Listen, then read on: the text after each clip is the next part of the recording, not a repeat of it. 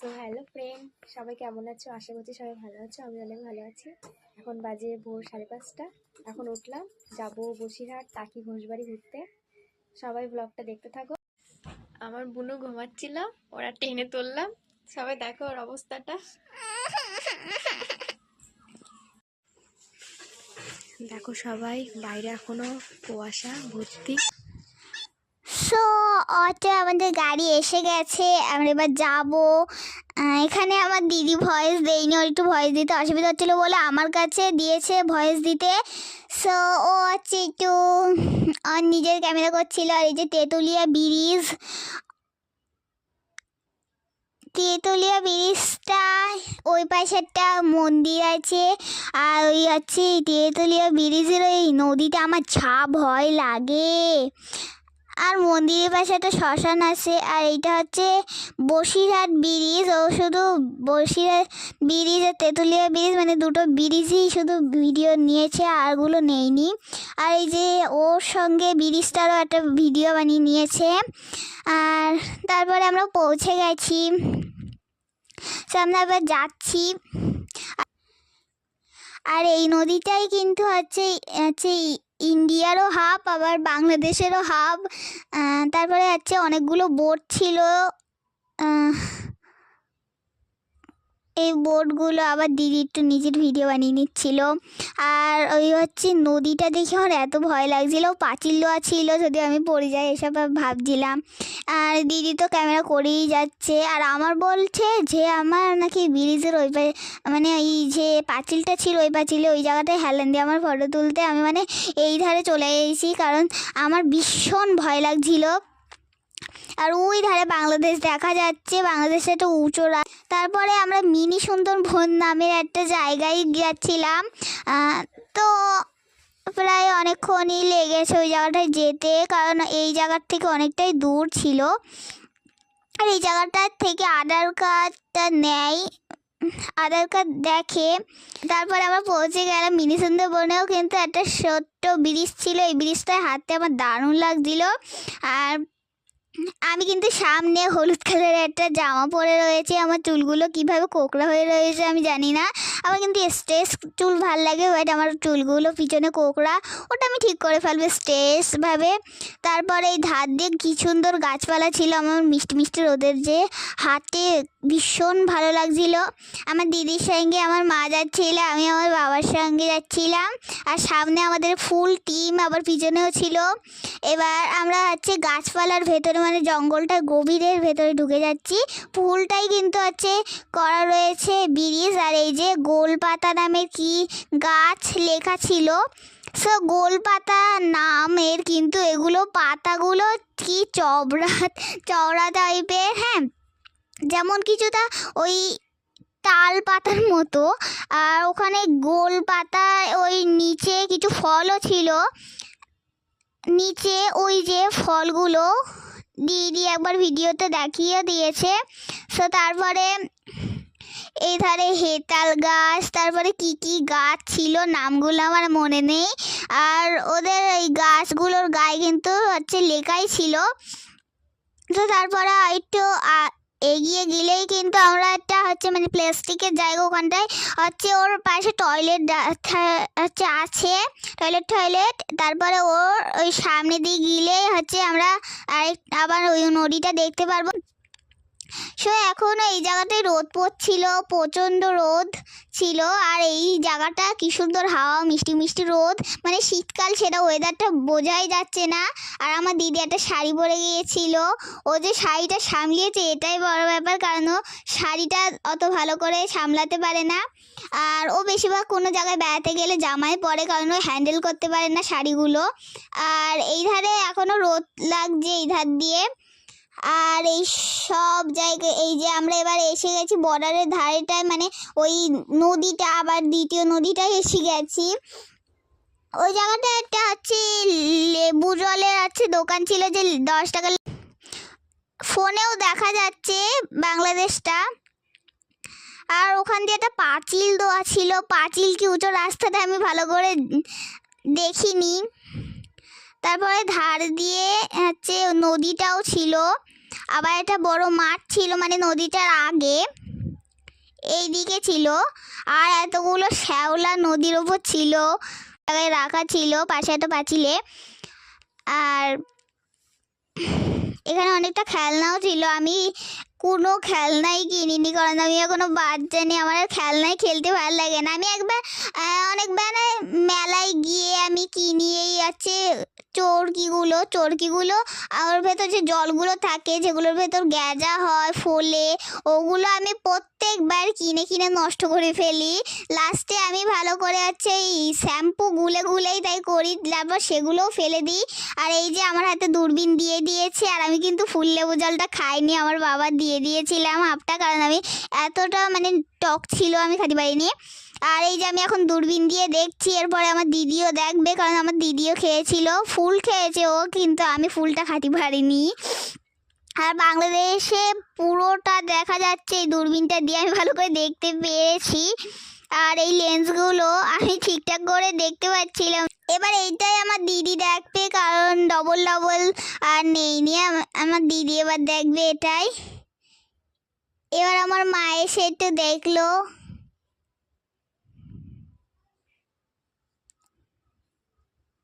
সে দেখা হয়ে গেছে, আমার কাছে আবার দিল, আমি তো ওর ভাতটাই চাকাতে পারছিলাম না। তারপর দিদি একটু দেখলো, রং ঢং করলো, ফটো ভিডিও করলো, তারপরে ও ছাড়বে, বাট অনেকক্ষণ ধরেও দেখছিল, যেন জীবনেই দেখিনি ও। তারপরে আমার কাছে আবার দিল, আমি দেখলাম, মানে আমি ভাতটাই চাকাতে পারছি না, আমি এতটা মানে সরু হয়ে গিয়েছি, আমি ওর ভাতটাও চাকাতে পারছি না। একটু আমার ওয়েট বাড়াতে হবে, না হলে আমি কিছুই ভাত চাকাতে পারবো না। একটা জলের বোতলেরও ভাড়া আমি ঠিক করে চাকাতে পারিনি। তারপরে দূরবীনটা আমি দিয়ে দিলাম, তারপরে সবাই দেখলাম, আমার বাবা দেখছে। এবার আমার কাছে দিল, আমি আবার দেখছি, আমি তো 2-3 বার দেখছি, কি জানি আমি কি দেখছি, শুধু ওই পাঁচিলটাই দেখে যাচ্ছি বারবার, ওই ইট দিয়ে করা পাঁচিলটা। তারপর আমি দিয়ে দিলাম, আমার মা আবার দেখছিল, একটু পারবো না, একটা গুলিও তো রাখাতে পারবো না। তারপরে এই একটা বিল্ডিং ছিল, যে বিল্ডিংটার উপরে গেলে পুরো মিনি সুন্দরবনটা ভালো করে দেখা যাবে, তাই উপরে উঠছিলাম। আমার মা কিন্তু ফুলটা উঠিনি, আমার দিদিও ফুলটা উঠতে চাচ্ছিল না, বাট ভিডিও করার জন্য ওর উঠতেই হয়েছে। আর আমি খুব ভয় পাচ্ছিলাম, কারণ এর উপর একবার পড়লে আর বেঁচে ফিরে পটল তুলতে হবে, বেঁচে ফেরা যাবে না, কারণ এতে 3-4 তলা বিল্ডিং একটা ছিল। তারপরে আছে আমরা এই যে মালদ্বীপ নামে একটা আছে পার্কে এসেছিলাম। এই পার্কটা জাস্ট তোমাদের আমি বলে বোঝাতে পারবো না, এত সুন্দর ছিল। এই পার্কটার ভেতরে এমন কিছু নেই এটা বলা যাবে না, মানে সব কিছুর ব্যবস্থা ছিল, আর এত সুন্দর পার্কটা ছিল। আমি মানে ওর ভেতরে ঢোকার পরে আমি যে রাইডগুলো চড়েছি সেগুলো এত ভালো লেগেছে আমার। আর এখানে কিন্তু কোনো কারেন্টের রাইড নেই, এখানে তুমি একাই চলতে পারবে, এখানে কোনো ভয় নেই তোমার। এই যে পাখিগুলো ছিল, তারপরে খরগোশ ছিল, খরগোশগুলোকে আমরা একটু খাতে দিলাম। ওই ধারে ছিল খরগোশটা, আর এই ধারে পাখিগুলো দেখেছি। আর বাড়ি যাওয়ার সময়, মানে এখান থেকে চলে যাওয়ার সময়টায় আমরা খরগোশগুলো দেখেছিলাম। তারপরে ঢেকি ছিল, তারপরে দোলনা ছিল 5-6 রকমের, তারপরে অনেক কিচ্ছু ছিল ওখানে, ঢেকি। তারপরে একটা হচ্ছে অনেকটা পাথর দিয়ে একটা মানে পাহাড় পানা করা ছিল। আর এই ধারেও ছিল একটা হচ্ছে মানে মাঠ পানা, ওখানেও অনেকগুলো রাইড ছিল, কেমন প্রজাপতির মতো চেয়ার ছিল, ওখানে বসা যাবে। এই যে ঢেকি, তারপর এখানে দোলনা ছিল, দোলনা তো 5-6 রকমের, এই দোলনাটা একটু ভাঙা ছিল। আর এই দোলনাটা আমার জাস্ট চড়তে দারুণ লেগেছে, আমি একবার ওপরে উঠছি একবার নিচে। আর এই হচ্ছে এই মানে পার্কটা ডেকোরেশনটাও আমার খুব ভালো লেগেছে, একদম ক্যাপের মতো। এখানে তুমি ক্যাপ একেবারে পুরোই ক্যাপ, আবার হচ্ছে এই মানে একটা পার্ক। আমার দিদিও আমার সঙ্গে উঠেলো, এবার উঠে তারপরে ও এতটা ভয় পেয়েছে যে ও যখন ওপরে উঠছে তখন ও খুব ভয় পাচ্ছিল, কিন্তু আমার কোনো ভয়ই লাগে না। আমার এই মানে এই দোলনাটা আমার আরও বেশি ভালো লাগে। আমি আর আমার মা যখন উঠি তখন খুবই ভালো লাগে, বাট আমার মারও এখন ভয় ধরে গেছে, একটা ভয় পায়। কিন্তু এখন আবার আমার বাবারটা হচ্ছে ভয় কম পাই। তারপরে দোল খাটি খাটি দিদি একটু মনে হয় ক্যাকাচ্ছিল, তারপরে আমি বাবার সঙ্গে উঠলাম। ওটার পরে বাবাও নাকি ঠেকাচ্ছিল, আবার যে ভয় পাচ্ছিল একটু, ওপরে যখন উঠে যাচ্ছিল আমিও একটু একটু ভয় পাচ্ছিলাম, কারণ এই দোলনাটা মা এত জোরে ঠেলে দিয়ে গেছে। আমি কিন্তু মার মিনি বলি, তাই মিনি বলি ফেলছিলাম। তারপরে আমার মা বললাম, তারপরে হচ্ছে ঢেকিতে উঠলাম। ঢেকিতে উঠে আমি এতটা ওপরে উঠে আবার যাব সেটা ভাবতে পারিনি। আর বাবা আবার এতটা ওপরে উঠে যাচ্ছে যে আমি নিচে নামবো কিনা সেটা ভাবতে পারছি না। আর পিছনে অনেক আমার পাও খাচ্ছিল। আমি এখানে একটু ভূতের অভিনয় করে নিচ্ছিলাম। তারপরে আমার বাবা আর মা মানে বিনি আর মিনি দোল হচ্ছে ঢেকি যাচ্ছিল, আর এই ওই পাশে হচ্ছে দুটো বউ। এবার আমার বাবা আমার মা আমার বাবার একবার ওপরে তুলে দিয়েছিল আর লাফাচ্ছিল না, আর বাবা একদম ওপরে উঠে গিয়েছিল। আমার যা হাসি পাচ্ছিল এই সিনটা দেখে আমার। এবারে ভয়েসটা দিতে গিয়েও আমার খুব হাসি পাচ্ছিল। তারপরে লেবে গেল ঢেকিটা খালি করে আমরা আরেকটা দোলনায় গেলাম। সেই দোলনাটা ভালো ছিল তাই আমি এখানে দুলতে পারছিলাম। আর আমি এমনটা হয়ে গেছি যে দোলনার ওপরেও ঠিক করে উঠতে পারি না। আর আমার মা দেখো ভাঙা দোলনাটা মানে আমার মিনি হচ্ছে ভাঙা দোলনাটা উঠে পড়েছে, যদি পড়ে যায় কী অবস্থাটা হবে বলো যিনি। তারপর আমি 10 ঘন্টা ধরে একটু দোল খাচ্ছিলাম, প্রায় 10 ঘন্টা হয়নি, আর ওখানে আমি 10 মিনিট করেছি। তারপরে এইটাই উঠেছি, এটাই খুবই ভয়, কারণ এটাই ভয় নেই, বাট এই নিচে যদি একটু পাটা বেতালে ফেলি না তাহলে একদম পাটা ঢুকে যাবে নিচে। বাট এখানে কোনো কারেন্টের সিস্টেম ছিল না, ভয় নেই কোনো। কিন্তু রাতের বেলা একটু কারেন্টের সিস্টেম ছিল, মানে আলো ঠালোগুলো। তারপর আমি আরেকটা দোলনায় উঠলাম।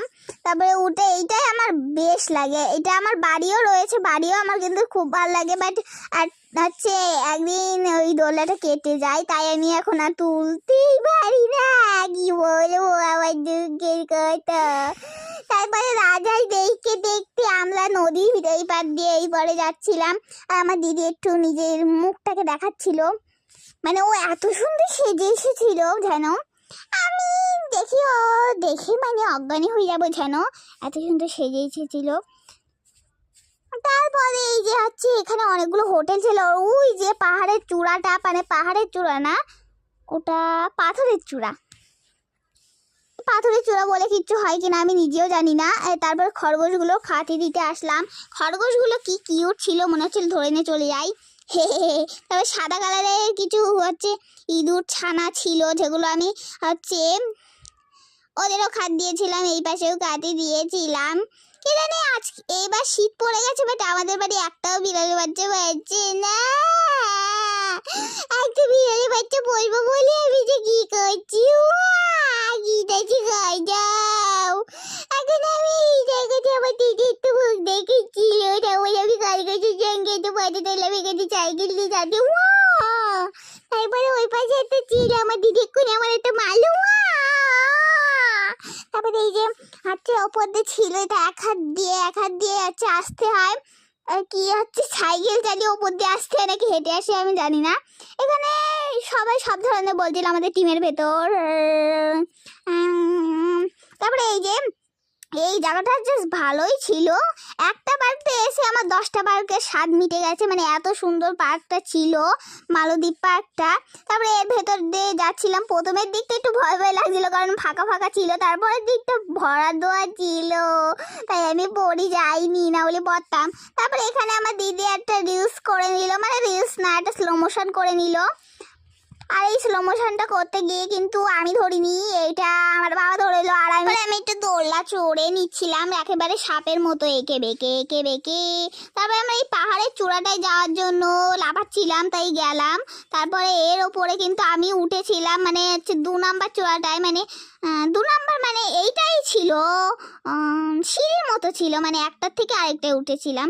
এটা উঠতে গিয়ে আমার বাবাই তুলে দিয়েছিল, কারণ আমি একা ছবি পাবো না, মানে আমি এতটাও খাটো ছিলাম। তারপরে আমি উঠলাম, আমি তোমাদের দেখাবো এই যে আমি উঠেছি। আর আমার বাবাও উঠে গেছিলো একটা ফটো তোলার জন্য। আমি আমার বাবা একটা ফটো তুললাম। তারপর একটা রেস্টুরেন্টে আসলাম, এখানে একটা রেস্টুরেন্টে এসে আমি একটা ভালো সিট খুঁজছি যে কোন সিটটায় বসলে আমার বেশি ভালো হবে তারপর ঢুকে গেলাম একদম ভেতরে, মানে মাঝখানে গিয়েছিলাম। তারপর একটু হাত ধুতে যাবো। এবার যে হাত ধুতে গিয়েছিলাম সেই আমাদের জায়গাটা উল্টো পাল্টো হয়ে গেছিলো, আর ওখানে গিয়ে আমরা বিরিয়ানি অর্ডার দিয়েছিলাম। মানে আমার বিরিয়ানিটা ভালো লেগেছিলো বলে আমি হাফ প্লেট খেয়েছি। আর এই পার্কটা ইকো পার্ক ভেবে আমরা যে কত লাফালাফি করে গিয়েছিলাম, 150 টাকা টিকিট নিয়ে হচ্ছে একদম ভালো না। সব রাইডগুলো ভাঙা ছিল, এখানে ভাঙাচুরো রাইড, আর সামনের দিকটা একটু ভালো ছিল, আর রাইডগুলো সবই ভাঙা ছিল। শুধু খরগোশ পাখি আর এখানে উট পাখিও দেখেছিলাম, বাট এগুলো সব রাইডগুলো ভাঙা, আর দোলনাগুলোও ভাঙা ছিল। জানি দোলনাগুলো ভালো ছিল বাট অনেকটা নিচু। আর ওই পাশে গিয়ে টিন ছিল, মানে রাস্তা বন্ধ, একেবারে নোংরা একটা হচ্ছে পার্ক। এই পার্কটায় গিয়ে আমার কিচ্ছু হয়নি, মানে ওখানে আমি ভালোভাবে থাকতে পারিনি। মানে এই দেখো পিছনের দিকটা একেবারে বাজে, ওই ধারে গিয়ে একটা টিন দিয়ে কি করা কি এখানে আছে, মানে আমার একদমই ভালো লাগেনি, একদম বিচ্ছিরি একটা পার্ক। মানে কি বলবো, আসার সময় ওখান থেকে আমরা ওই টিকিট কাউন্টারে খুবই বলেছিলাম। তারপরে এই ধারে অনেকগুলো পাখি, মোরগ মুরগি, এই যে এইগুলোকে কি বলে, উট পাখি বলে না কি পাখি বলে আমি জানি না, বাট এইটা উট পাখি বলেছি। আর এই যে মাছের খাস্তানা ছিল, মানে ওই পাখিটাই, মানে এখানে মাছের মনে নেই, আর এখানে একটা বড় মাছ ঘুমোচ্ছিল। আর এই মাছগুলো কি ছোট আমার খুব কিউট লেগেছিল। আমি যদি ইচ্ছা করতাম এটাই তুলে নিয়ে যেতাম, কিন্তু আমি তুলবই না, কারণ মাছগুলো খুব কিউট। তারপরে আমরা আসলাম এখানে ঘোষ বাড়ি এসে প্রথমের দিকটা 100 বছর পুরনো একটা দুর্গা পুজো হয়েছিল, তার ছবি এখানে দেওয়া রয়েছে। এখানে দুর্গা ঠাকুরটা কিন্তু আসলে দেওয়া রয়েছে, বাট মানুষগুলোর ছবিগুলো মানে কাগজে দেওয়া ছিল, কেন্নর মতো রেখে। এখানে মেলা বসেছিল আজকে, আর অনেকেই পিকনিক করতে এসেছিল। আর এই যে একটা পাঙ্ক নাকি একটা বলে, ওখানে অনেকেই আসে। তারপরে ওখানে টিকিটও কাটতে হয়। তারপরে এই ধারেটা আসলাম, এখানে একটা কুড়ে ঘর ছিল। জাস্ট গাইজ আমার দারুণ লেগেছে কুড়ে ঘরটা বলতে ওখানেই আমি একাই থেকে যাই, মানে কুড়ে ঘরটা এত সুন্দর ছিল। আমার কিন্তু কুড়ে ঘর ভালোই লাগে, যেখানে আলপনা টালপনা দেওয়া থাকে। তারপরে দিদি একটু ফেস মুখ করে নিচ্ছিল। তারপরে এই যে হচ্ছে সবজির দোকান ছিল, দেখি এই জায়গায় সবজির দোকান কম ছিল, মানে একটা হাটের মতো অল্প কয়েকটা সবজির দোকান ছিল। তারপরে এই যে ফুচকার স্টল বসেছিল, নাকি কে স্টল জানি না। তো আমি একটা আইসক্রিম কিনেছিলাম, এটার দাম 20 টাকা হলেও কি সুন্দর ছিল এই আইসক্রিমটা, একদম দই টয়ে দিয়ে হেভি করে বানানো হয়েছিল, বাদামও ছিল, আমার দারুণ লেগেছে। তারপরে এই ধারে আসলাম, এই ধারে একটা সত্যিকারের ঘোড়া ছিল, আমি ওটা নজরে দিলাম, ওর পাটা একটু আঁচড় লেগেছিল। এখন আমাদের বাড়ি যাওয়ার পালা, আমরা অনেক ঘুরলাম। এখানে আসলে আগে মিনি সুন্দরবন আর মালদ্বীপ রিসর্ট আর ঘোষবাড়ি এগুলো অবশ্যই আসবে। আর হচ্ছে এই ইকো পার্ক নামের এই জায়গাটা একদম আসবে না, কারণ এইটা একদম একটা ফালতু একটা জায়গা। সো সবাইকে টাটা, খুব ভালো থেকো, টাটা।